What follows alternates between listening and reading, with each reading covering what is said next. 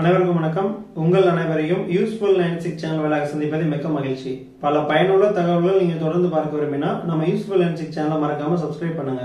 நம்ம கிட்ட நிறைய பேர் கேட்ட கேள்வி, குரு பயிற்சி பலன்கள் எப்போது பதிவிடப்படுங்க கேட்டிருந்தாங்க. குரு பயிற்சி எப்போது, இந்த குரு பயிற்சி சம்பந்தமாக நிறைய பேர் நம்ம தொடர்ந்து கேட்டு இருந்தாங்க. அது சம்பந்தமாக தான் வரப்போற பதிவுகள் நம்ம தொடர்ந்து பதிவிட போறோம். அதனால எல்லா வீடியோ நீங்க மறக்காம பாருங்க. அந்த வீடியோ நீங்கள் பார்த்துட்டு மட்டுமல்லாமல் உங்க நண்பர்களும் ஷேர் பண்ணுங்க. நீங்க பாட்டுற பயனை அவங்களும் பெறட்டும். இப்போது இந்த வீடியோல குரு பயிற்சி எப்போது நம்ம பார்க்கலாம். 1/5/2024 சித்திரை 18 புதன்கிழமை அன்றைய தினம் குரு பயிற்சி நடைபெறுகிறது. சுமார் மாலை 5:15 குரு பயிற்சி நடைபெறுகிறது.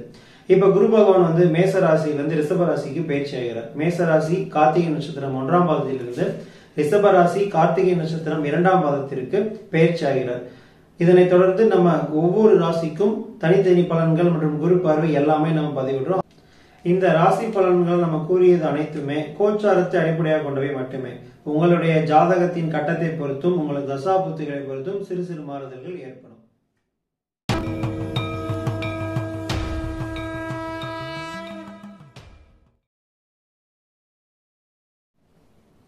ரிஷப ராசிக்கு குரு பகவான் 12வது இடமாகிய அயன சயன பயன விரயஸ்தானத்திலிருந்து 1வது இடமாகிய ஜென்மஸ்தானத்திற்கு வருகிறார். ஜென்மஸ்தானம்னா தலைக்கு மேல் அந்த இடத்திற்கு ஜென்ம குருவாக குரு பகவான் இந்த குரு பயிற்சியில பயிற்சி ஆகிறார்.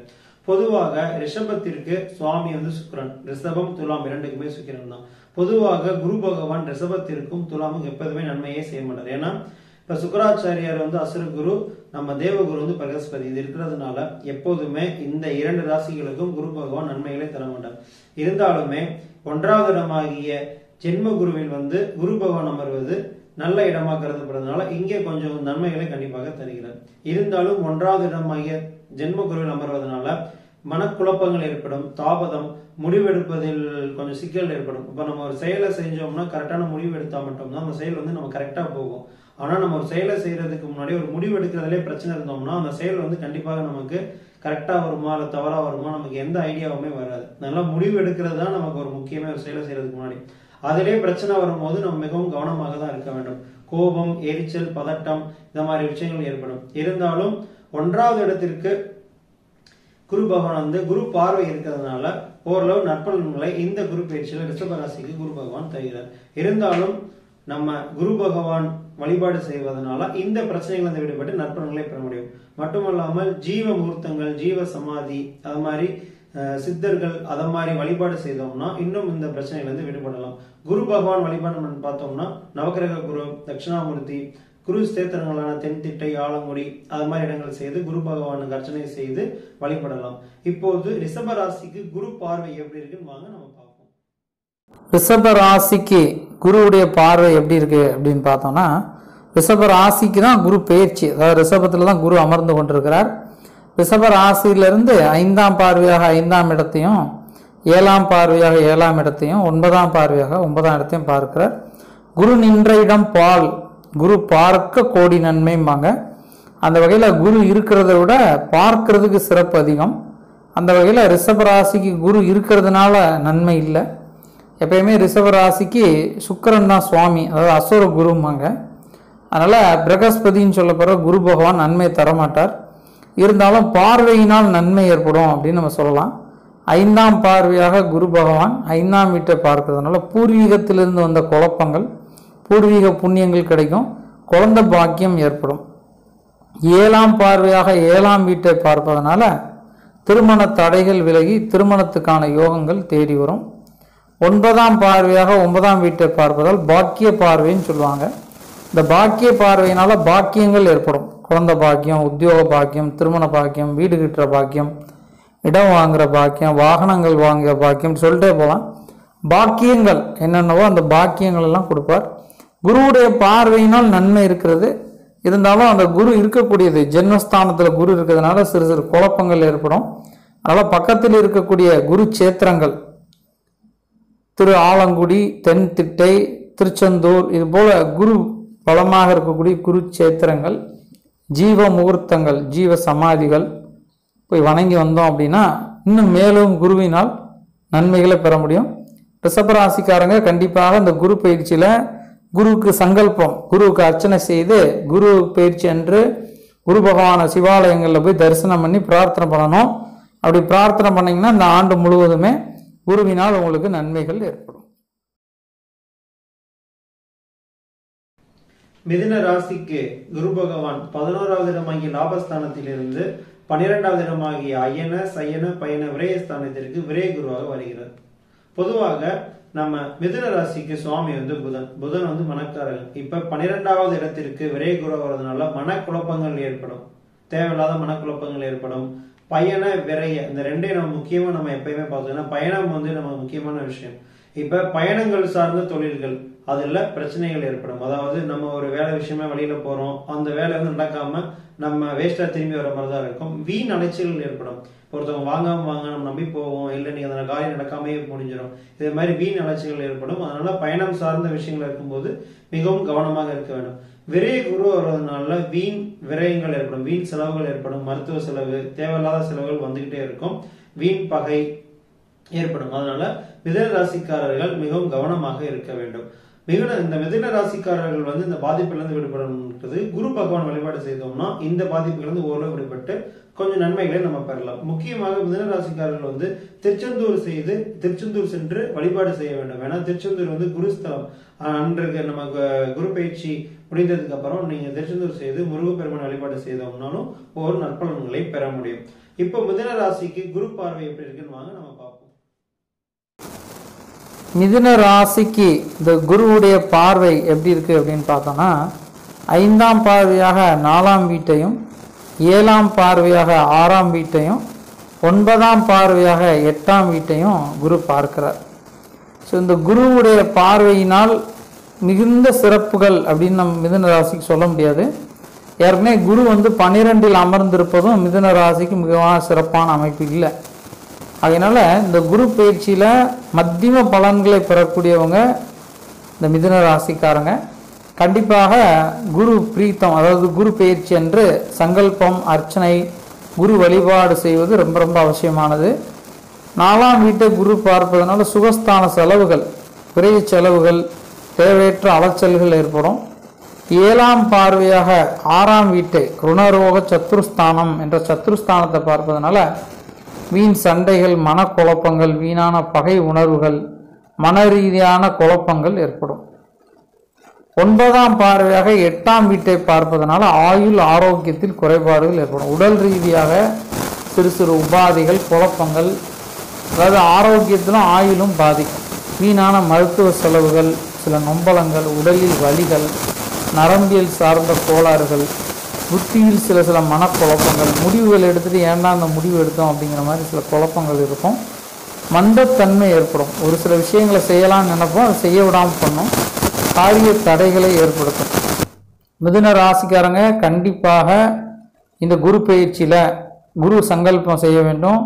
பக்கத்தில் இருக்கக்கூடிய குரு சேத்திரங்கள், தென்திட்டை, ஆலங்குடி, திருச்செந்தூர் போன்ற ஸ்தலங்கள் அவசியம் போகணும். யோகிகள், மகான்கள், சித்த புருஷர்கள், ஜீவ முகூர்த்தர்கள், சமாதி கோயில்களில் போய் வணங்கி வரணும். இப்படி வணங்கி வந்தீங்கன்னா குருவினால் வரக்கூடிய பாதிப்புகள் விலகி நன்மைகளை பெறுவீங்க. அவசியம் திருச்செந்தூரில் இருக்கக்கூடிய செந்திலாண்டவரை மிதுன ராசிக்காரங்க வணங்கி வந்தீங்கன்னா ரொம்ப சிறப்பான பலன்களை பெறலாம். சிம்ம ராசிக்கு குரு பயிற்சி பலனில் குரு பகவான் 9வது இடமாகிய பாக்கியஸ்தானத்திலிருந்து 10வது இடமாகிய ஜீவஸ்தானத்திற்கு பயிற்சி ஆகிறார். இப்போ ஜீவனன் தொழிலை குறிக்கிறது. பொதுவாக 10இல் குரு பகவான் அமர்வது அதிக நன்மைகளை தரமாட்டார். அது மட்டும் இல்லாமல் 10இல் குரு அமர்ந்தால் பதவி பறிபோகும்னு சொல்லுவாங்க. அதனால சிம்ம ராசிக்காரர்களுக்கு 10இல் குரு பகவான் அமர்வது மிகச்சிறந்த நன்மைகளை தரமாட்டார். சிம்மராசிக்காரர்களுக்கு வீண் அலைச்சல் ஏற்படும், வீண் விரயங்கள், வீண் செலவுகள் ஏற்படும், கோபம், எரிச்சல், மனக்குழப்பங்கள் ஏற்படும். ஏன்னா ஜீவனத்தில் அமர்வதனால இந்த பாதிப்புகளாக ஏற்படும். தொழில் அதிக அளவு முன்னேற்றம் இருக்காது. தொழில் வளர்ச்சி மிக குறைந்த அளவு தான் இருக்கும். எதிர்பார்த்ததை விட நீங்கள் தொழிலில் இன்வெஸ்ட்மெண்ட் பண்ணுற மாதிரி யோசிச்சிங்கன்னா தெளிவாக ஆராய்ந்து நீங்கள் இன்வெஸ்ட்மெண்ட் பண்ணுங்கள். இப்போ நீங்கள் தொழிலை மேம்படுத்துவதற்கான யோசிச்சிங்கன்னா பொறுமையாக யோசித்து கரெக்டான காலமானு பார்த்து நீங்கள் தொழில் முன்னேற்றம் பெறுவதற்கான வாய்ப்புகளை ஏற்பாடு பண்ணலாம். ஏன்னா ஜீவனத்தில் குரு பகவான் அமர்ந்ததுனால இந்த சில பாதிப்புகள் ஏற்படும். நம்ம எதுவுமே பிளான் பண்ணாமல் நம்ம ஒரு தொழிலை ஆரம்பித்தோம்னா அதில் நம்ம எதிர்பார்த்த அளவு லாபம் வராத அளவுக்கு வாய்ப்புகள் ஏற்படும். இருந்தாலும் நம்ம குரு வழிபாடு பண்ணோம்னா இந்த பாதிப்புகளிலிருந்து விடுபட்டு ஓரளவு நன்மைகளை பெற முடியும். குரு வழிபாடுன்னு நம்ம பார்த்தோம்னா குரு சேத்திரங்களான ஆலங்குடி, தென்திட்டை மற்றும் நவகிரக குரு தட்சிணாமூர்த்திக்கு வியாழக்கிழமை அன்று சுண்டல் மாலை சாத்தி விளக்கேற்றி அர்ச்சனை செய்து வழிபடலாம். இருந்தாலும் குரு பார்வை இருக்கிறதுனால ஓரளவு நன்மைகள் வந்து இந்த சிம்மராசிக்கு குரு பகவான் தருகிறார். வாங்க நம்ம குரு பார்வை சிம்மராசிக்கு எப்படி இருக்குன்னு பார்ப்போம்.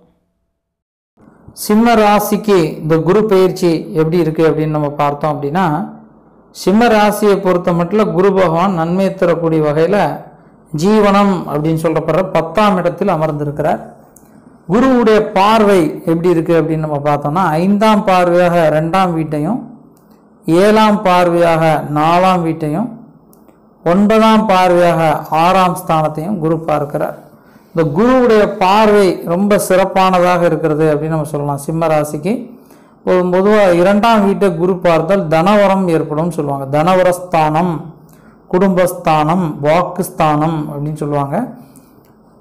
2ஆம் வீட்டை குரு பார்ப்பதனால் தனவரவுகள் ஏற்படும். புதிய தொழில் தொடங்குவதற்கும், புதிய வாகனங்கள், புதிய இடம், வீடு கட்டுவதற்கு யோகங்கள் ஏற்படும். அதே போல் பணம் யாருக்காவது கொடுத்து ஏமாந்திருந்தால் அந்த பணம் அவங்க கைக்கு திரும்பி வருவதற்கான யோகங்கள், அமைப்புகள் கூடி வரும்.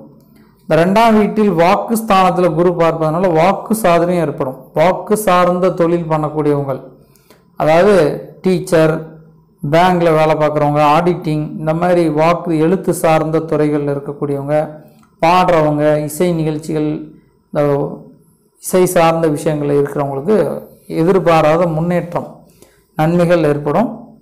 குருவுடைய பார்வையை பொறுத்த மட்டும் சிம்ம ராசிக்கு மிக சிறப்பான அமைப்புகள், யோகங்கள் அப்படின்னு நம்ம சொல்லலாம். குரு இருக்கிறதோட பார்க்கறது சிறப்புமாங்க. அந்த வகையில் சிம்மத்துக்கு இருக்கிறதுனாலே நன்மை இருக்கிறது, பார்க்கறதுனால நன்மை இருக்குது. அதனால் இந்த குரு பயிற்சியினால் சிம்ம ராசிக்கு ரொம்ப சிறப்பான அமைப்புகள் அப்படின்னு நம்ம சொல்லலாம். சிம்ம ராசிக்காரங்க மேலும் நன்மைகளை பெறுவதற்கு பக்கத்தில் இருக்கக்கூடிய குரு சேத்திரங்கள் சென்று குருவை வணங்கி வருவது சிறப்பான பலன்களை தரும். துலாம் ராசிக்கு இந்த குரு பயிற்சியில் குரு பகவான் 7வது இடமாகிய சமசப்தம ஸ்தானத்திலிருந்து 8வது இடமாகிய அஸ்தமஸ்தானத்திற்கு அஸ்தம குருவாக வருகிறார். பொதுவாக ரிஷப ராசிக்கும் துலா ராசிக்கும் குரு பகவான் எப்போதும் நன்மையை செய்ய மாட்டார். ஏன்னா இரண்டுக்குமே அதிபதி வந்து சுக்கிரன். சுக்கிரன் வந்து அசுரகுரு, சுக்கராச்சாரியர், பிரகஸ்பதி தேவகுரு. எப்பயுமே இந்த அசுரகுருக்குடைய ராசிகளுக்கு குரு பகவான் எப்போதும் நன்மையே செய்ய மாட்டார். இருந்தாலும் குரு பார்வை அமைகிறதுனால ஒவ்வொரு நற்பலன்களை தருவார். இப்போ இந்த குரு பயிற்சியில் நம்ம துலாம் ராசிக்கு 8வது இடமாகிய அஷ்டமத்திற்கு அஷ்டம குரு வருவதனால பொதுவாக அஷ்டமஸ்தானம் நம்ம பார்த்தோம்னா ஆயுள், ஆரோக்கியம் மற்றும் விரயஸ்தானத்தை குறிக்கும். இதுவரைக்கும் போன குரு பயிற்சியில் வந்து குரு பகவான் வந்து 7வது நேரடி பார்வையாக களத்திர பார்வையாக பார்த்து ஏகப்பட்ட நன்மைகளை தருகிறார். இப்போ 8வது பார்வையாக பார்க்கறதுனால அந்த நன்மைகள் எல்லாமே விடுபடும். அந்த பார்வை இனிமேல் இருக்காது. அதனால நம்ம எதிர்பார்த்த அளவு நன்மைகள் இந்த குரு பயிற்சியில் துலாம் ராசிக்காரர்களுக்கு இருக்காது. இப்போ பொதுவாக இந்த 8வது இடம் நம்ம பார்க்கும்போது வீண் அலைச்சல்கள் ஏற்படும். நம்ம ஒருவருக்கு உதவி செய்யும்போது மிக மிக கவனமாக இருக்க வேண்டும். ஒருத்தவங்களுக்கு உத்தரவாதம், அதாவது கேரண்டி கொடுக்கும்போது மிகவும் ஆராய்ந்து அவங்க நமக்கு கரெக்டாக நம்ம கேரண்டி கொடுக்கறதுக்கு தகுதியானவர்களா, நம்மளை ஏமாற்றாமல் இருப்பாங்களா, எல்லாமே யோசித்து ஆராய்ந்து தான் நம்ம அந்த கேரண்டி கொடுக்கணும். பணம் கொடுக்கல் வாங்கல மிக மிக மிக கவனமாக இருக்கணும். கொடுத்த பணம் நமக்கு திரும்ப வருமா வராதா, அது மாதிரி தீவிர ஆராய்ந்து இந்த பணத்தை அவங்களுக்கு கொடுக்கறதுக்கு கரெக்டான ஆளா எல்லாமே பார்த்துட்டு நீங்கள் முயற்சி பண்ணுங்கள். முயற்சி பண்ணி கொடுங்க. ஒரு செயல் செய்யும்போது மிகவும் 1 தடவைக்கு 2 தடவை யோசித்து முடிவு பண்ணுங்கள். ஒரு தடவை நம்ம எடுத்து முடிவு பண்ணோம்னா அந்த முடிவுனால அந்த செயல் மேக்ஸிமம் நமக்கு எதிர்பார்த்த மாதிரி அமையாமல் கூட இருக்க வாய்ப்பு இருக்குது. ஏன்னா அந்த ஸ்தானத்தில் குருபவன் அந்த மாதிரி பாதிப்புகள் ஏற்படும். முக்கியமாக துலாம் ராசிக்காரர்கள் வந்து இந்த ஆயுள் ஆரோக்கியம்னு சொல்கிறோம். அந்த ஆரோக்கிய ஸ்தானத்தை குருபவன் அமர்வதனால உடல் ஆரோக்கியத்தில் மிக மிக கவனமாக இருக்கப்படுது. ஏன்னா தேவையில்லாத நோய்வாய்ப்படுறதுக்கான வாய்ப்புகள் இருக்கப்படும். வெளியூர் செல்லும்போது மிக கவனமாக செல்ல வேண்டும்.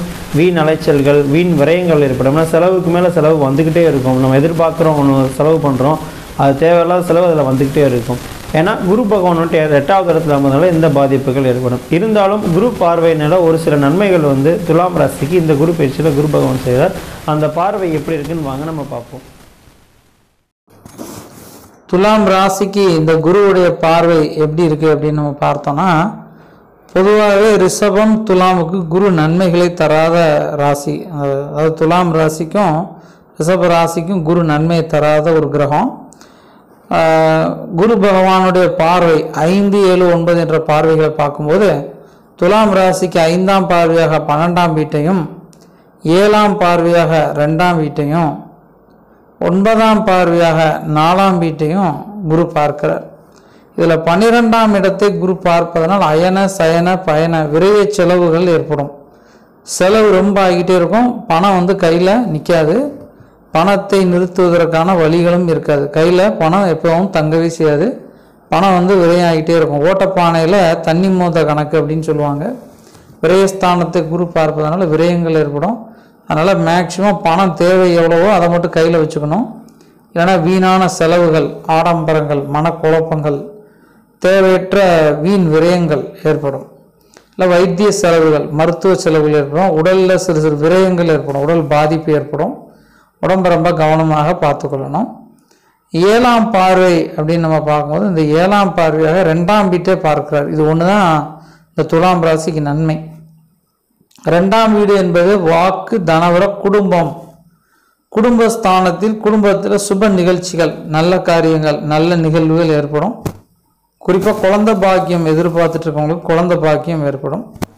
தனவரம் ஏற்படும். அதாவது சம்பள உயர்வு, பதவி உயர்வு, அந்த வேலையில் நிரந்தரமாகக்கூடிய வகையில் உத்தியோகத்தில் உயர்நிலைகளை பெறுவாங்க. உத்தியோகத்தில் வளர்ச்சி, முன்னேற்றம், நன்மைகளை பெறுவாங்க அப்படின்னு நம்ம சொல்லலாம். அதே போல் 9ஆம் பார்வையாக 4ஆம் வீட்டை சுகஸ்தானத்தை குரு பார்ப்பதால் ரொம்ப விசேஷமானது. 4ஆம் வீடை வீடு மனைன்னு சொல்லுவாங்க. வீடு கட்டுவதற்கோ, வீடு வாங்குவதற்கோ, வீடை புதுப்பிப்பதற்கோ, அல்லது குடும்பத்தில் ஏதாவது ஒரு சுப நிகழ்வுகள், சொந்த பந்தங்களால் நன்மைகளை பெறுவாங்க அப்படின்னு சொல்லலாம். அவங்களுக்கு பொன் பொருள் சேர்க்கைகள் ஏற்படும். அல்லது வீட்டுக்கு தேவையான சுப பொருட்கள், அதாவது வீட்டுக்கு தேவையான பொருட்கள், ஃப்ரிட்ஜு, இந்த மாதிரி வாஷிங் மிஷின், டேபிள், கட்டில், இந்த மாதிரி சுப பொருட்களை வாங்குவாங்க அப்படின்ட்டுருக்கு. துலாம் ராசிக்கு 12ஆம் இடத்தை குரு பார்ப்பதனால பெரிய அளவு நன்மை இல்லை. இருந்தாலும் 4ஆம் வீட்டையும் 2ஆம் வீட்டையும் குரு பார்ப்பதனால ஓரளவுக்கு நன்மைகள் இருக்குது. அதனால் பயப்பட வேண்டியதில்லை. இருந்தாலும் பக்கத்தில் இருக்கக்கூடிய குருச்சேத்திரங்கள், தென்திட்டு, ஆலங்குடி, திருச்செந்தூர், இந்த மாதிரி குருவுடைய ஸ்தலங்கள், குரு பகவான் பிரசித்தமான இடங்கள், அல்லது சிவாலயத்தில் இருக்கக்கூடிய தட்சிணாமூர்த்தியோ நவக்கிரகத்தில் இருக்கக்கூடிய குருவையோ வணங்கி வரும்போது மேலும் சிறப்பான நன்மைகளை பெறலாம். தனுசு ராசிக்கு இந்த குரு பேச்சில குரு பகவான் 5வது இடமாகிய பஞ்சமஸ்தானத்திலிருந்து 6வது இடமாகிய ருண ரோக சத்துருஸ்தானத்திற்கு குரு பகவான் பெயர் செய்கிறார். பொதுவாக 6, 8, 12 குரு பகவான் அமர்வது மறைவை குறிக்கும். இந்த இடங்கள்ல குரு பகவான் மறைவாகிறார். குரு மறைவில் இருக்கிறார் இந்த குரு பேச்சில. பொதுவாக மறைந்த குரு நிறைந்த பலனை தருவார்னு சொல்லுவாங்க. ஆனா குரு பகவான் இங்க 6வது இடத்துல அமர்வதனால நமக்கு நன்மைகள் கிடைக்க போறது, கெடுதலுமே செய்ய மாட்டார். நன்மைகள் மிக குறைவாக இருக்கும். ஏன்னா குரு பார்வையை பொறுத்துதான் இந்த குரு பேச்சில் தனுசு ராசிக்காரர்களுக்கு ஓரளவு நன்மைகள் கிடைக்கும். பொதுவாக 6வது இடமாகி ருணரோக சத்துருஸ்தானத்தில் அமர்வதனால நோய், கடன், பகை, இதான் முக்கியமா 6வது நோய், தேவையில்லாத நோய் வாய்ப்படுதலுக்கான வாய்ப்புகளும். அதனால தனுசு ராசிக்காரர்கள் உடல் ஆரோக்கியத்தில் கவனமாக இருப்பது மிகவும் நன்று. குறிப்பாக தனுசு ராசி பெண் மகளிர் எல்லாருமே மிகவும் அவங்க உடல் ஆரோக்கியத்துல கவனமாக இருக்க வேண்டும்.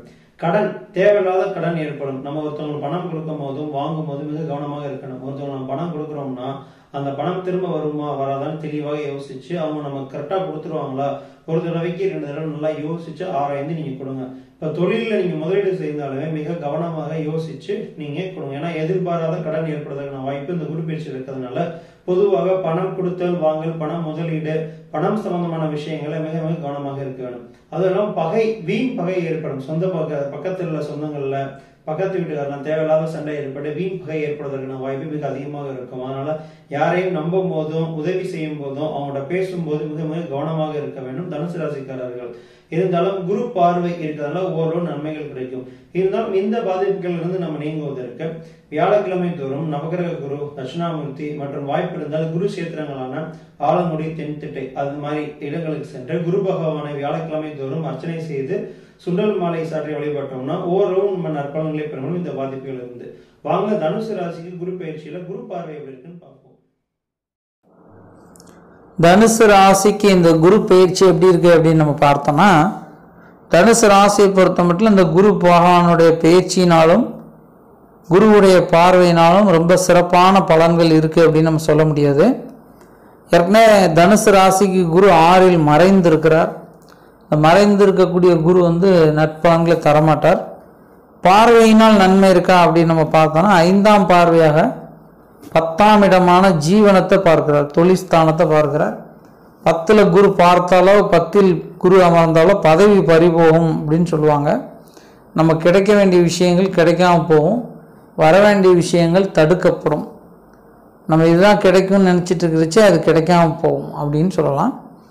7ஆம் பார்வையாக 12ஆம் வீட்டான விரயஸ்தானம் அயன பயண சயனஸ்தானத்தை பார்ப்பதனால வீணான பயணங்கள், அலைச்சல்கள், வீண் விரயங்கள், ஞாபகம் மறதி, மனரீதியாக குழப்பங்கள், காரிய தடைகள், மனதில் சில குழப்பங்கள், திட்டுக்கள், சாபங்களை பெற வேண்டிய நிலைகள் எல்லாம் ஏற்படும். யாருக்காவது ஏதாவது கொடுத்து உதவியோ அது நல்லது பண்ணியோ புண்ணியம் பண்ணியோ நம்ம பாதிப்புக்குள்ளாகும். அதனால் யாருக்கும் பணம் கொடுக்கல் வாங்கல் உதவிகள் நல்லது பண்ணோம் தர்மம் பண்ணோம் எதுவும் பண்ணக்கூடாது. அயன சயன பயணஸ்தானம் என்ற இடத்தை பார்க்கறதுனால பயணங்கள் ஏற்படும். வெளியூர், வெளிநாடு, வெளி மாநிலங்கள் இதெல்லாம் பயணம் செய்வதற்கான யோகங்கள் அமைப்புகள் தேடி வரும். தனுசு ராசியை பொறுத்த மட்டும் 9ஆம் பார்வையாக குரு 2ஆம் வீட்டை பார்ப்பதால் மிக சிறப்பான நன்மைகள் அப்படி சொல்லலாம். ஏன்னா இந்த ஒன்று தான் நன்மையை தரும். 2ஆம் வீடான தனவரஸ்தானத்தை பாக்கிய பார்வையை பார்ப்பதனால தனவரவு, எதிர்பாராத முன்னேற்றம், பண வரவுகள் கிடைக்கும். பண விஷயங்களில் யாரையும் நம்பக்கூடாது, யாரையும் நம்பி கொடுக்கவோ இவங்க நல்லவங்க நம்பி ஏமாறவோ வாய்ப்பு இருக்குது. அதனால் பண விஷயங்களில் யாரையும் நம்பி கொடுக்கல் வாங்கல் உதவிகள் இவங்க நல்லவங்க அப்படின்னு யாரையும் நம்பக்கூடாது. அவங்களுடைய வேலையை அவங்கவுங்க பார்க்கணும் அப்படிங்கிற மாதிரி, நம்முடைய வேலையை நம்ம பார்க்குறோம் அப்படிங்கிற மாதிரி இருந்தால் ரொம்ப சிறப்பானது. தனுசு ராசிக்கு இந்த குரு பயிற்சியினாலும் குரு பார்வையினாலும் ரொம்ப நன்மைகள் இல்லை. அதனால் பக்கத்தில் இருக்கக்கூடிய குரு சேத்திரத்தில் போய் கண்டிப்பாக குருவுக்கு அர்ச்சனை பண்ணி குருவுடைய அனுகிரகத்தை பெறணும். குரு பார்வை உங்கள் மேலே படணும். குரு பார்வை கிடைக்கத்தான் கோடி நன்மைன்னு சொல்லுவாங்க. அதனால் குரு பயிற்சி என்று அவசியம் பக்கத்தில் இருக்கக்கூடிய குரு சேத்திரங்கள் போய் குரு பகவானை வணங்கி வந்தீங்கன்னா மேலும் சிறப்பான நன்மைகளை பெறலாம். கும்ப ராசிக்கு இந்த குரு பயிற்சியில் குரு பகவான் 3வது இடமாகிய வலிமை ஸ்தானத்திலிருந்து 4வது இடமாகிய சுகஸ்தானத்திற்கு பயிற்சி ஆகிறது. பொதுவாக கும்பராசி குரு பகவான் 11 மற்றும் 2க்கு அதிபதி. பொதுவாக இந்த 4வது இடம் நம்ம அதாவது இந்த சுகஸ்தானத்தை நம்ம எப்படின்னு சொல்லலாம், குடும்பஸ்தானம், தாய், வீடு, மனை இதை குறிக்கிறதுக்கு இந்த 4வது இடத்தை நம்ம சொல்லலாம். இப்போ சுகஸ்தானத்துக்கு 4வது இடத்துல குரு பகவான் பார்ப்பது மிக மிக சிறந்த நன்மையாக கருதப்படுகிறது. சிறந்த நன்மைகளை குரு பகவான் இந்த குரு பயிற்சியில் கும்பராசிக்காரர்களுக்கு தருகிறார். இப்போ வீடு, மனை, இடம் இதை குறிக்கிறதுல இது வரைக்கும் நம்ம வீடு வாங்குறதுக்கான தடைகள் நிறையா பேர் இருக்கும். நிறையா பேருக்கு சொந்த வீடு கட்டுறது அதில் ஏற்பட்ட தடைகள் நிறைய யோசிச்சுக்கிட்டே இருப்பாங்க. நம்ம கட்டும் போது நிறையா தடைகள் வரும், அவங்க யோசிச்சுக்கிட்டே இருப்பாங்க. என்னடா ஒரு வீடு கட்டுறதுக்கு இவ்வளோ தூரம் நடக்குதுன்னு சொல்லி இது வரைக்கும் அந்த தடைகள் இருந்திருக்கும். இடம் வாங்குவதும் அப்படி தான். ஒரு இடம் வாங்குவோம், அதுக்கு நம்ம அட்வான்ஸ் போட்டுறோம், முடிகிற மாதிரி இருக்கும், முடியாமல் போயிடும். இல்லைன்னா நம்ம ஒரு இடம் புக் பண்ணி வச்சுருப்போம், நம்ம எல்லாமே கடைசியில் நம்ம புக் பண்ணுற நேரத்தில் நமக்கு கிடைக்காம போயிடும். இந்த மாதிரி வாகனமும் அப்படி தான். ஒரு வண்டி பார்த்து வச்சுருப்போம், இன்றைக்கி நம்ம பார்த்து வச்சு நாளைக்கு போகிறோம், வண்டி இல்லாமல் போயிடும். இது மாதிரி ஏகப்பட்ட தடைகள் இருந்திருக்கும் இது வரைக்கும். அதனால் இந்த குரு பயிற்சியில் கும்பராசி 4வது இடத்தில் குரு பகவான் அமர்வதனால இந்த தடைகள்லாம் நீங்கி நம்ம வீடு, மனை, இடம் வாங்குவதற்கான வாய்ப்புகள் அதிகமாக இருக்கும். அதனால் இந்த ஒரு வருட காலங்களில் நீங்கள் பிளான் பண்ணியிருந்தீங்கன்னா கண்டிப்பாக வீடு, மனை, இடம் கண்டிப்பாக வாங்கலாம். அது இல்லாமல் தொழில் அபரிதமான வளர்ச்சி, முன்னேற்றம் ஏற்பதற்கான வாய்ப்புகள் இருக்கும். தொழில் விரிவுபடுத்துறதற்கான காலம் இது சிறந்த காலமாக இருக்கும். தொழில் நம்ம மேம்பாடு பண்ணணும்னு நினச்சிருப்போம், அதற்கான வாய்ப்புகள் நம்ம இது வரைக்கும் இருந்துமே தடைப்பட்டு கொண்டே இருக்கும். இந்த ஒரு வருட காலங்களில் நீங்கள் தொழில் அபரிதமான வளர்ச்சி பெறுவதற்கு, அது முன்னேற்றம் பெறுவதற்கான வாய்ப்புகள் இருக்கிறதுனால நீங்கள் அதிகமாக முன்னேற்றம் பண்ணலாம். பணம் கொடுத்தல் வாங்கல ஒரு சின்ன கவனம் இருந்துக்கோங்க கொடுக்கும் போது. ஆனால் இது வரைக்கும் வராத பணம் நமக்கு கண்டிப்பாக வரும். இதில் பணம் கொடுத்துருப்போம், அது வர்றதுக்கு தடைப்பட்டே இருக்கும். அது எல்லா தடைகளும் நீங்கி நமக்கு பணமும் இந்த ஒரு வருட காலங்களில் வந்துடும். ஏன்னா இந்த குரு பயிற்சியில் கும்பராசிக்கு 4வது இடத்துல குரு பண்ணப்படுறதுனால இந்த நன்மைகளை தருகிறார். இருந்தாலும் இந்த நன்மைகளை மிகவும் அதிகமாக பெறுவதற்கு வியாழக்கிழமை தோறும் குரு வழிபாடு செய்வது மிக மிக அவசியம், மிகவும் நன்றும் கூட. வியாழக்கிழமை தோறும் நவகிரக குரு, தட்சிணாமூர்த்தி மற்றும் வாய்ப்பு இருந்தால் குரு கஷேத்திரங்களான தென்திட்டை, ஆலங்குடி இதை மாதிரி உங்களுக்கு அருகில் உள்ள குரு கஷேத்திரங்கள் சென்று குருப்பான வழிபாடு பெற்றோம்னா இந்த நன்மைகளை அதிகமாக பெறலாம். மேலும் இந்த குரு பயிற்சியில் கும்பராசி குரு பார்வை எப்படி இருக்குன்னு வாங்க நம்ம பார்ப்போம். கும்பராசிக்கு இந்த குருவுடைய பார்வை எப்படி இருக்குது அப்படின்னு பார்த்தோம்னா, ராசிக்கு 4ஆம் இடத்தில் அமர்ந்திருக்கக்கூடிய குரு பகவான் 5ஆம் பார்வையாக 8ஆம் வீட்டையும் 7ஆம் பார்வையாக 10ஆம் வீட்டையும் 9ஆம் பார்வையாக 12ஆம் ஸ்தானத்தையும் பார்க்கிறார்.